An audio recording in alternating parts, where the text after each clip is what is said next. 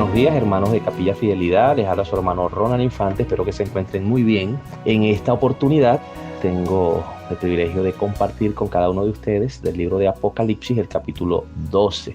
Le coloqué como título Batalla entre el bien y el mal. Vamos a orar para dar inicio. Padre, gracias por tu bondad, por tu misericordia, porque cada día, oh Dios, estás guardándonos, librándonos de todo mal, nos estás ayudando en todas las cosas, oh Dios, y lo continuarás haciendo. Te pido en el nombre de Jesús que bendigas a tu iglesia y que nos dé sabiduría para comprender tu palabra y aprender de ella. Muchísimas gracias, oh Dios. Amén. El título que le coloqué, Batalla entre el bien y el mal. Apocalipsis 12, versículo 1. Apareció en el cielo una gran señal, una mujer vestida del sol, con una luna debajo de sus pies y sobre su cabeza una corona de 12 estrellas. Vemos que es la primera de las 7 señales que Juan nos relata y es descrita como una gran señal. En los capítulos 12, 13 y 14 de Apocalipsis, las figuras principales de la gran tribulación son descritas y esta gran señal introduce la primera de las 7, en las que tenemos a la mujer representando a Israel, el dragón representando a Satanás, el hijo varón refiriéndose a Jesús, el ángel Miguel, cabeza de las huestes angelicales, el vástago de la mujer representando a los gentiles que vienen en la fe en la tribulación, la bestia que sale del mar representando al anticristo, la bestia que sale de la tierra representando al falso profeta que promueve el anticristo. Debido a que Juan claramente dice que esto es una señal, no esperemos que esta mujer aparezca literalmente en la tierra. Dios utilizará esta señal para comunicar algo a Juan y a nosotros. Las mujeres muy a menudo representan a sistemas religiosos, según el libro de Apocalipsis. Podemos ver en Apocalipsis capítulo 2, versículo 20, a Jezabel, que está asociada con el sistema religioso de las falsas enseñanzas. Vemos Apocalipsis 17:2, la gran ramera está asociada con la falsa religión. Y vemos Apocalipsis 19, del 7 al 8, la esposa asociada con la iglesia. Bíblicamente, esta mujer vestida de sol debería ser identificada con Israel, de acuerdo al sueño de José en Génesis 37, del versículo 9 al 11. En este sueño el sol representa a Jacob, la luna representa a la mamá de José, Raquel, y las 11 estrellas representan a los hijos de Israel, los cuales se postran ante José. En esta señal, con 12 estrellas, ahora José está entre las tribus de Israel. En los pasajes del Antiguo Testamento, Israel es comúnmente representada como una mujer. Podemos ver eso en Isaías 54, del versículo 1 al 6, Jeremías 3, el 20, Ezequiel 16, 8 al 14 y Oseas 2, del 19 al 20. El versículo 2 dice, y estando encinta, clamaba con dolores de parto en la angustia del alumbramiento. En este capítulo es claro que el niño nacido de Israel es Jesús. Dio a luz un hijo varón que regirá con vara de hierro, según lo vamos a leer en Apocalipsis 12, 5. En la angustia del alumbramiento, con los dolores de parto, los dolores descritos se refieren a los dolores de parte de Israel en el tiempo del nacimiento de Jesús, bajo la ocupación y opresión de los romanos. En el versículo 3 también apareció otra señal en el cielo. He aquí un gran dragón escarlata que tenía 7 cabezas y 10 cuernos, y en sus cabezas 7 diademas. De nuevo se nos recuerda que esto es una señal. La criatura aquí no es literalmente un dragón escarlata, sino que el dragón representa su naturaleza y carácter. Simbólicamente sugiere su poder feroz y naturaleza asesina, una imagen de la plenitud de la maldad en toda su horrible fuerza. Este dragón tiene un gran poder, 7 cabezas y 10 cuernos, y reclama una autoridad. Las coronas representan sus reclamos de autoridad real en contra del verdadero rey. Él quiere ser considerado como un rey. Nosotros podemos ver que hay una descripción similar en el capítulo 13, verso 1, y la referencia paralela con Daniel 7, del 7 al 8. Está claro que el Imperio Romano, revivido a la vista, las 7 cabezas y los 10 cuernos se refiere a los 10 reinos originales, de la cual 3 fueron dominados por el pequeño cuerno de Daniel. En el capítulo 7 de Daniel, versículo 8, quien ha de ser identificado como el gobernante mundial en la gran tribulación, según lo que dicen muchos teólogos. En el versículo 4, y su cola arrastraba la tercera parte de las estrellas del cielo y las arrojó sobre la tierra, y el dragón se paró frente a la mujer que estaba para dar a luz,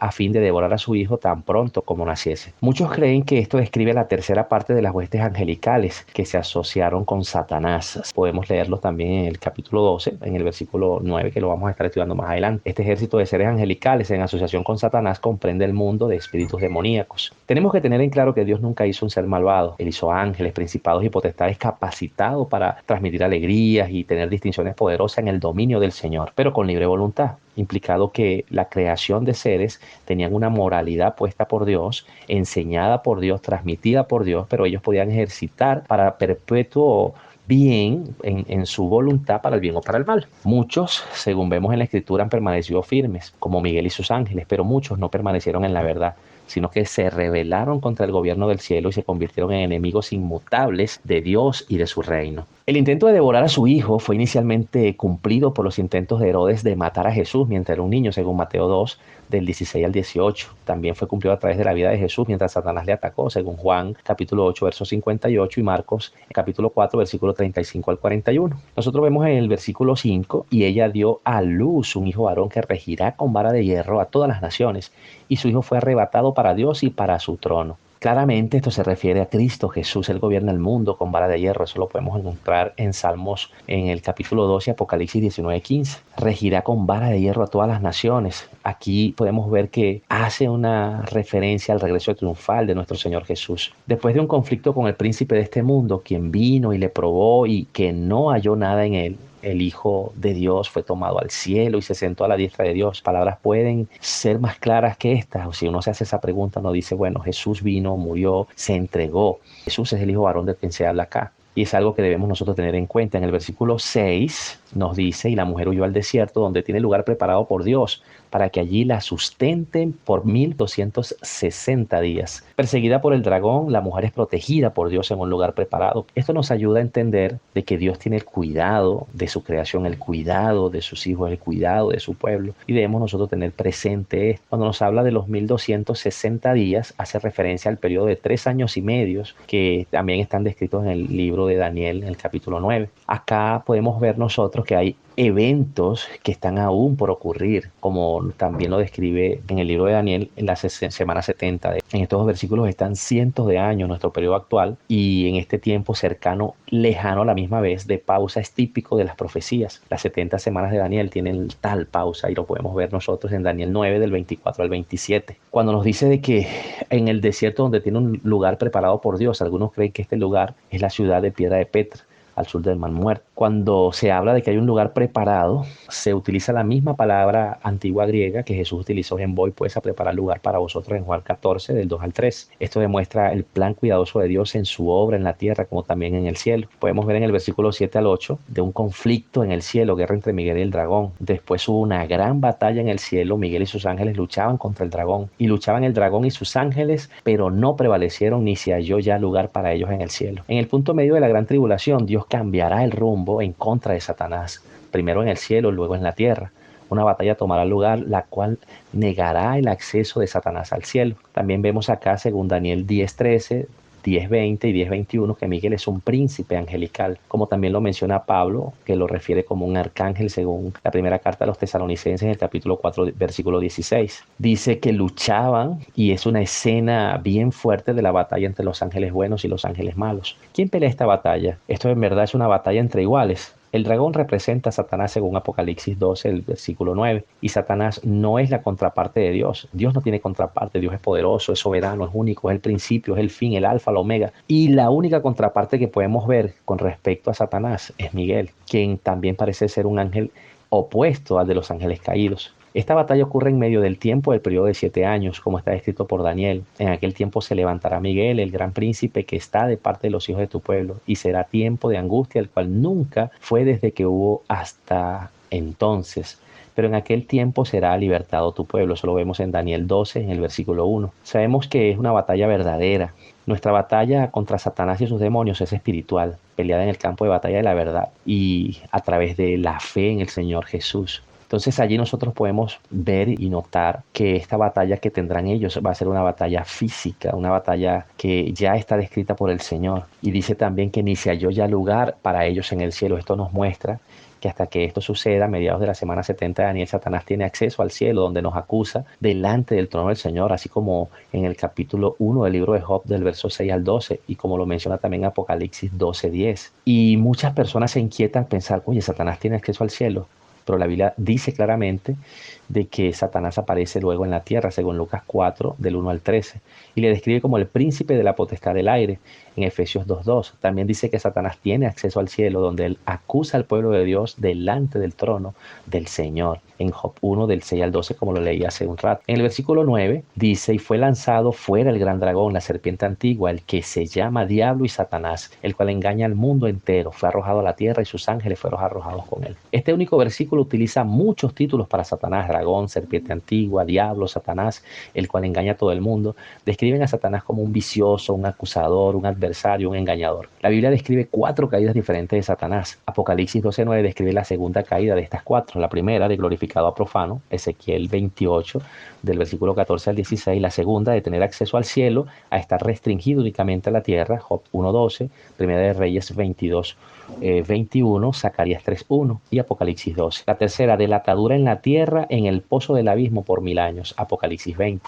Del pozo al lago de fuego, Apocalipsis 20. En Lucas 10:18 Jesús dijo: yo veía a Satanás caer del cielo como un rayo. Esta caída de la cual Jesús habló se refiere ya sea a la primera caída de Satanás de glorificado profano, o es una vista profética a la segunda caída en el punto medio del periodo de tribulación de 3 años y medio. Esto indica también, cuando dice que los ángeles fueron arrojados con él, que los espíritus demoníacos sí son ángeles caídos, aquellos que se unieron a Satanás en su rebelión en contra de Dios. También hay muchos pensadores y escritores que dicen que estos ángeles son también los mismos que la tercera parte de las estrellas del cielo descritas en Apocalipsis 12:4, ya que Satanás solamente sacó la tercera parte de las estrellas del cielo. Significa que las 2 terceras partes permanecieron fieles a Dios. En el versículo 10 al 12 nos dice: entonces oí una gran voz en el cielo que decía: ahora ha venido la salvación, el poder y el reino de nuestro Dios y la autoridad de su Cristo, porque ha sido lanzado fuera el acusador de nuestros hermanos, el que los acusaba delante de nuestro Dios día y noche. Y ellos le han vencido por medio de la sangre del Cordero y de la palabra del testimonio de ellos, y menospreciaron sus vidas hasta la muerte. Por lo cual alegraos cielos y los que moráis en ellos. Ay de los moradores de la tierra y del mar, porque el diablo ha descendido a vosotros con gran ira, sabiendo que tiene poco tiempo. Es algo bien importante ver que habla con respecto a la voz que sale del cielo y hace la mención de que ha sido lanzado fuera el acusador de nuestros hermanos. La obra de Satanás de acusar solamente termina aquí, cuando él es echado de su acceso al cielo. Hoy en día tenemos y necesitamos un intercedor y abogado, que es nuestro Señor Jesucristo, según lo dice Hebreos 7:25 y Primera de Juan 2:1. Cuando habla con respecto a que ellos le han vencido por medio de la sangre del Cordero y de la palabra del testimonio de ellos, esto nos dice 3 claves de la victoria de Jesucristo. Ellos le han vencido, la sangre vence las acusaciones de Satanás. Esas acusaciones no significan nada en nuestra contra, porque Jesús ya pagó el precio de nuestros pecados. Y toda acusación que levante en nuestra contra no tiene autorización, porque somos hechos justos por la obra de Jesús en la cruz, según Efesios 1:7, Colosenses 1:14 y Hebreos 9:14. También es importante decir que no debemos tener la sangre de Jesús como un asunto supersticioso. No es una poción mágica, ni tampoco es que sea literalmente que necesito la gota de la sangre, porque a través de la fe es que nosotros somos justificados. La fe en la sangre de Jesucristo, la fe en el sacrificio, es que nosotros somos salvos. O sea, no es que necesitamos nosotros sacar de la tierra, de allá de la cruz, de buscar las gotas y empezar a esparcirlas para que la gente pueda ser salva, porque Él llevó nuestras cargas, Él pagó el precio, el castigo de nuestra paz lo llevó Cristo, y a través de la fe en Él es que nosotros somos salvos. Porque Jesús no solamente sufrió, murió, Él enfatiza también que su muerte produce vida en nosotros. Y nosotros podemos decir también cómo la muerte de Jesús en la cruz nos trae victoria. En primer lugar, es porque su victoria es nuestra victoria. Ya Satanás es un enemigo vencido. La victoria del Señor debemos nosotros tomarla como propia, ya que el triunfo es la naturaleza de nuestra fe y debemos de mantenernos firmes en esto. Y nosotros debemos de pensar: ¿no somos lo suficientemente valientes para pelear con un enemigo que ya está vencido? La obra en la cruz por nosotros es la demostración final del amor de Dios, y lo vemos en Romanos 5:8. También que debemos estar nosotros firmes en nuestra fe, que la sangre del Cordero nos asegura que cualquier temor que venga Satanás a susurrar a nuestra mente es una mentira. Cuando dice lo han vencido, la palabra, le han vencido la palabra del testimonio de ellos, es saber y recordar que la obra de Dios en nuestras vidas protege y en contra de cualquier artimaña de Satanás. También de que somos testigos fieles, y que habla la Escritura de que estas personas que estarán allí tienen un testimonio que llevar, debido a que saben lo que han visto y han escuchado y experimentado de parte de Dios. No pueden ser engañados por las mentiras de Satanás al decirles que no son ciertas. Al menospreciar sus vidas, vencieron la violencia de Satanás. Si ellos no se aferran a sus propias vidas terrenales, entonces en verdad que no hay ninguna amenaza que Satanás pueda levantar en contra de ellos, porque saben que el vivir es por Cristo y el morir va a ser ganancia, como dice Filipenses 1:21. Entonces no hay ninguna forma de que la violencia, los ataques que Satanás quiera levantar vayan a tener algún efecto. También allí en esos versículos habla de que el cielo se regocija porque ha sido despojado Satanás. Y la ganancia del cielo es pérdida para la tierra, porque dice que hay de los moradores de la tierra y del mar, porque Satanás ha sido librado y estado puesto sobre la tierra, porque se sabe que tiene poco tiempo. El poder de Satanás es real y aterrador, pero no porque él sea o tenga triunfos que pueda alardear, sino porque sabe que está derrotado y tiene poco tiempo, y es un animal herido y arrinconado que pelea ferozmente. Si vemos los versículos 13 al 16, y cuando vio el dragón que había sido arrojado a la tierra, persiguió a la mujer que había dado a luz un hijo varón, y se le dieron a la mujer las dos alas de la gran águila, para que volase delante de la serpiente al desierto, a su lugar donde es sustentada por un tiempo y tiempos y la mitad de un tiempo. Y la serpiente arrojó de su boca tras la mujer agua como un río, para que fuese arrastrada por el río. Pero la tierra ayudó a la mujer, pues la tierra abrió su boca y tragó el río que el dragón había echado de su boca. Algunas personas enseñan de que la mujer representa a todo el pueblo de Dios, pero una pregunta que nos podemos hacer: ¿por qué Satanás ataca a la mujer? Y nosotros vemos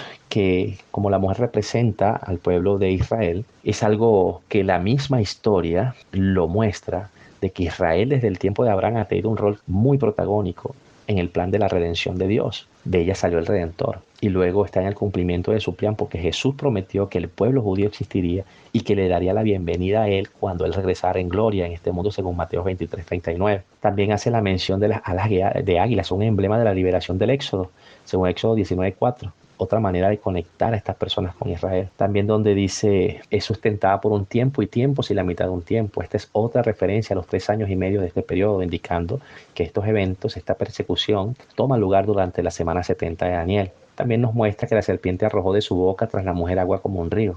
La furia se derramó en contra de Israel después de la abominación desoladora, de la cual Jesús nos habló en Mateo 24, del 15 al 22, y que habló en términos distintivos y que hace mención, como también este pasaje en Apocalipsis describe la furia de la cual Jesús dijo que huyeran. También habla de que la tierra abrió su boca y tragó el río que el dragón había echado de su boca. Este pasaje también describe la protección final de Dios hacia Israel, de la furia de Satanás y de su anticristo en la gran tribulación. También en el versículo 17 nos dice, entonces el dragón se llenó de ira contra la mujer y se fue a hacer guerra contra el resto de la descendencia de ella, los que guardan los mandamientos de Dios y tienen el testimonio de Jesucristo. Esto puede referirse a que esta parte que va lleno de ira porque sabe que tiene poco tiempo y quiere hacer guerra en contra de toda la descendencia de Israel y de todos los que guardan los mandamientos de Dios. Nosotros podemos ver de que siempre el pueblo de Dios va a ser un blanco para Satanás y para su anticristo. Hasta los tiempos finales van a querer destruir, golpear, derribar, hacer que la gente pierda la fe. Nosotros vemos que hasta el final de los tiempos, según Apocalipsis 6, el versículo 9 al 11, y Apocalipsis 7, del 9 al 17, nos habla de los mártires de ese periodo. Y es algo bien interesante todo lo que estamos compartiendo, y quisiera también compartir unas conclusiones finales. Debemos estar atentos a la palabra de Dios, obedecerla y creer lo descrito para nosotros. Ella se cumplirá a cabalidad hasta los tiempos finales. Debemos mantenernos firmes en el Señor para ser librados de la ira venidera. Y ahí hacemos una pregunta: ¿cómo nos preparamos para la venida del Señor? Deseamos que su palabra se cumpla. ¿Qué estamos esperando? La sangre de Jesús también me permite estar ante el trono de la gracia, pero en el tiempo de tribulación esta gracia no estará sobre la tierra. ¿Dónde queremos estar en ese tiempo? ¿Junto con el Señor o en medio de la tribulación? Debemos nosotros despertar y vivir conforme a lo que la palabra de Dios nos dice para disfrutar del gozo de nuestro Señor. Mis amados hermanos, le doy gracias a Dios por poder compartir con ustedes toda esta palabra y espero que sea de bendición. Padre, gracias, oh Dios, por la familia de la fe. Oh Dios, te pido de que este capítulo sea de bendición para cada uno de nosotros. Gracias por tu amor y por todo lo que haces en nuestras vidas. En el nombre de Jesús. Amén.